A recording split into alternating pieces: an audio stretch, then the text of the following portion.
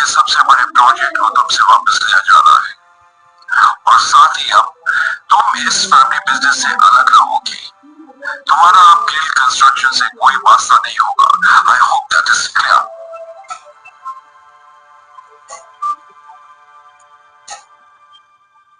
अब ये सब जो कुछ भी है मेरी सरगर्दी है और ये सब मैं खुद ही हैंडल कर लूंगी। इस एक मेल की वजह से मुझसे मेरा ड्रीम प्रोजेक्ट छीना गया। दादाजी ने कहा है कि वो मुझसे प्रोजेक्ट वापस ले रहे हैं और सिर्फ यही नहीं, मुझे कंपनी से भी बाहर किया जा रहा है। अगर ऐसा कैसे हो सकता है? ये प्रोजेक्ट की वजह से कोई भी किसी को कंपनी से कैसे निकाल सकता है? और अगर अप्रूवल नहीं मिला इसमें आपकी क्या गलती है? मैंने कहा ना कि मैं ये सब खुद हैंडल कर लूंगी। मुझे लगता है कि आपको एक बार दादाजी से मिलकर इस मामले में बात करनी चाहिए। इतना बड़ा फैसला फोन पर नहीं कर सकते। शनाया, दुनिया मुझे निकम्मा समझती, और शायद आप भी मुझे ऐसे ही समझते। आप एक बार अपने इस निकम्मे पति को भी मौका देकर देख लो। तो आप अपने आप को बड़ा तीसरा खान समझते हैं ना? क्या कर लेंगे आप? मेरे साथ चलो और अपने दादाजी से बात करो।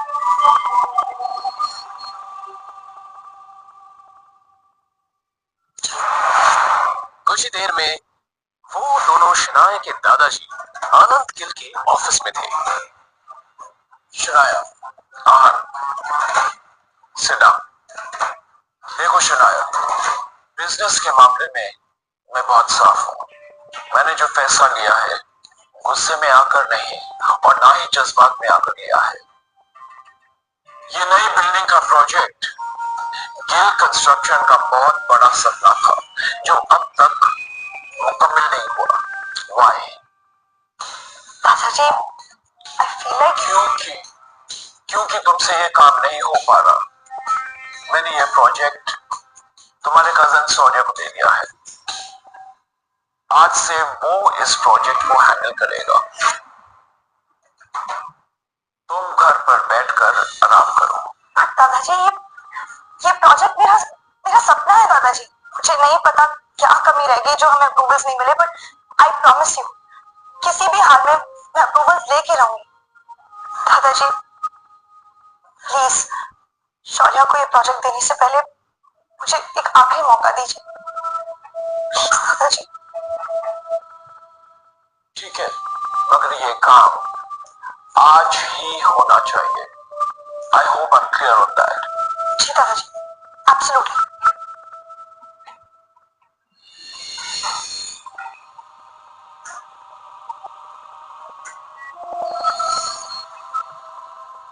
शौर्य शनाया का ही कजिन था जो हमेशा से शनाया को बिजनेस से बाहर करना चाहता था।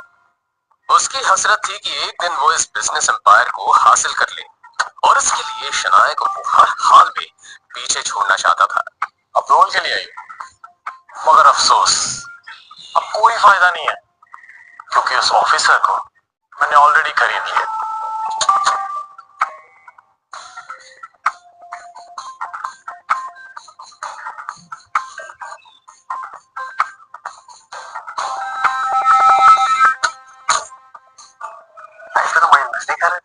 है ना?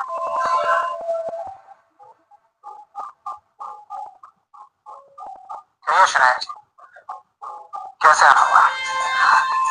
गिल कंस्ट्रक्शन की जो बिल्डिंग है उसके सारे डॉक्यूमेंट्स कंप्लीट है और हर जगह पर सारे नियमों का पालन भी किया गया है। बावजूद इसके हमें अप्रूवल नहीं मिला।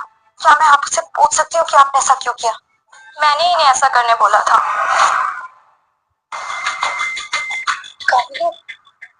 तुम यहाँ? हाँ, मैं यहाँ। मैं यही काम करती हूँ और ये जिस सक्सेना से तुम बात कर रही हो ना, वो मेरा पति है शनाया। जब मुझे पता चला कि तुम्हें हमारे अप्रूवल की जरूरत है तो मैंने ही इन्हें ऐसा करने से मना कर दिया। आज मेरा पति वो जगह पे है जहाँ वो तुम्हारा काम बना भी सकता है और बिगाड़ भी सकता है। मेरा पति वो जगह पे है जहां वो तुम्हारा काम बना भी सकता है और बिगाड़ भी सकता है। लेकिन तुम तो बहुत पैसे वाली हो ना शनाया, तो जाओ करवा लो अपना काम जिससे भी करवा सको। कमनी, जो कुछ भी हुआ वो सब मेरी गलती थी। मैं बहुत नासमझ थी। प्लीज अगर हो सके तो सब भूल जाओ। मैं नहीं भूल सकती शनाया, मैं नहीं भूल सकती उस दिन को शनाया जिस दिन मेरी शादी तय हुई थी और ये बात मैं तुम्हारे साथ सारी सहेलियों को बता रही थी और तुमने मेरे बेरोजगार पति के बारे में सुनकर सबके सामने उसका मजाक उड़ाया था और मेरा भी मजाक उड़ाया था। सारी सहेलियां हंस रही थी मेरे ऊपर और मैं रोते हुए वहां से आई थी। कमनी देखो, वो सब मेरी नासमझी थी और मैं बहुत ज्यादा शर्मिंदा हूँ। शर्मिंदा होने से काम नहीं चलेगा शनाया। उस दिन का बदला तुम्हें आज चुकाना होगा। बेइज्जती के बदले बेइज्जती होनी चाहिए। मतलब ये तुम्हारा पति है ना? इसने आज तक कौन से झंडे गाड़ दिए शनाया? अरे इसकी तो मेरे पति के बराबर खड़े रहने की भी औकात नहीं है। और मैंने सुना है कि ये घर जमाई बनकर रहता है। कमनी अब तुम गलत बोल रही। मैंने अभी कुछ कहा ही कहा है शनाया। ठीक है, अब सुनो, अगर तुम्हें अप्रूवल चाहिए तो तुम्हारे पति को बोलो मेरे पति के सामने हाथ जोड़ के गिड़गिड़ा के अप्रूवल की भीख मांगे। कमनी तुम, बाहर का रास्ता उधर है शनाया।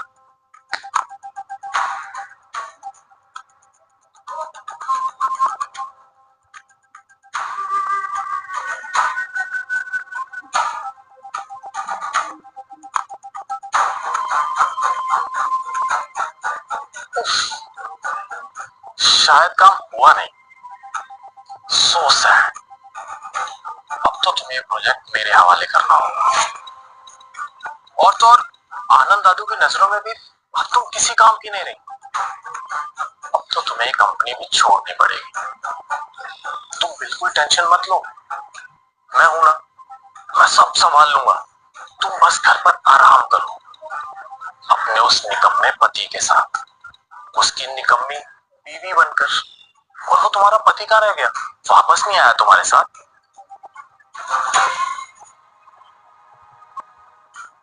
बाहर से शीशे की उस पार क्या हो रहा है ये साफ दिख रहा था। और फिर शनाया ने जो देखा उससे तो शनाया को झटका सा लगा। अंदर हाँ सारे स्टाफ के सामने गिड़गिड़ा रहा था, अप्रूवल की भीख मांग रहा था।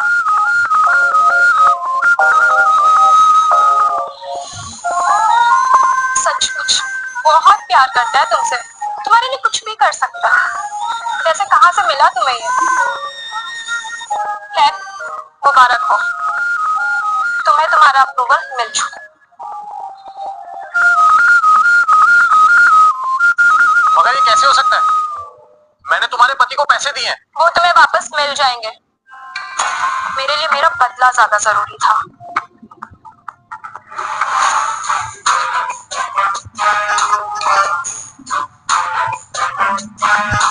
अब क्या समझते हो खुद को?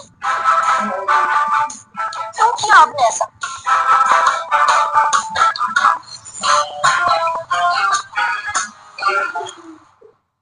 तुझे क्या लगता है कि तेरे ऐसा करने से शनाया को सब कुछ वापस मिल जाएगा?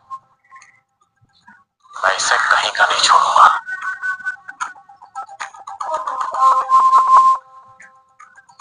तो क्या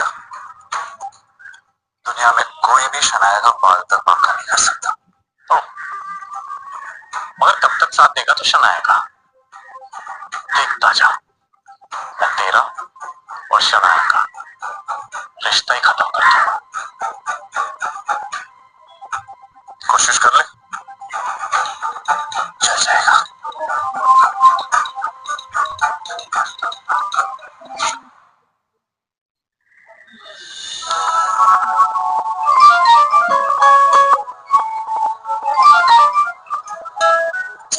तुम्हारी कामयाबी की खुशी में हमने आज पुराने घर पर पार्टी रखी है। तुम आहत के साथ आ जाओ। थैंक यू, हम आ जाए।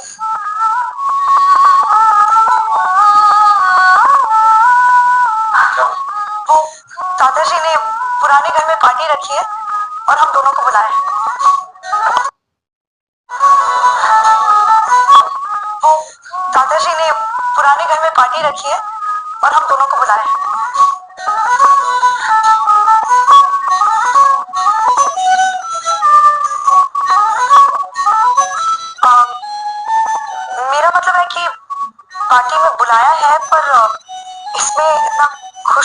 कोई बात ही नहीं है। उन्होंने कहा है कि आप सिर्फ हमें छोड़ने चलेंगे बस। आन भी अंदर ही अंदर काफी खुश था, मगर उसने ये अपने चेहरे पर जाहिर नहीं होने दिया।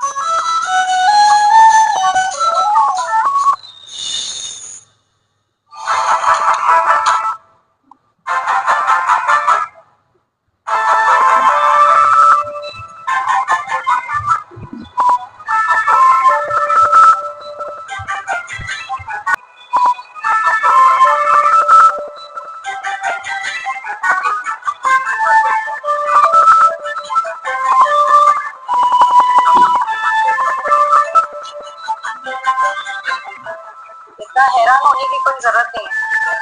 अपने लिए कुछ कपड़े मंगवाए थे, पसंद नहीं आए।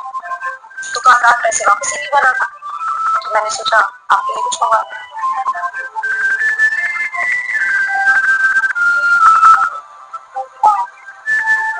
चलते हुए पहन लीजिए।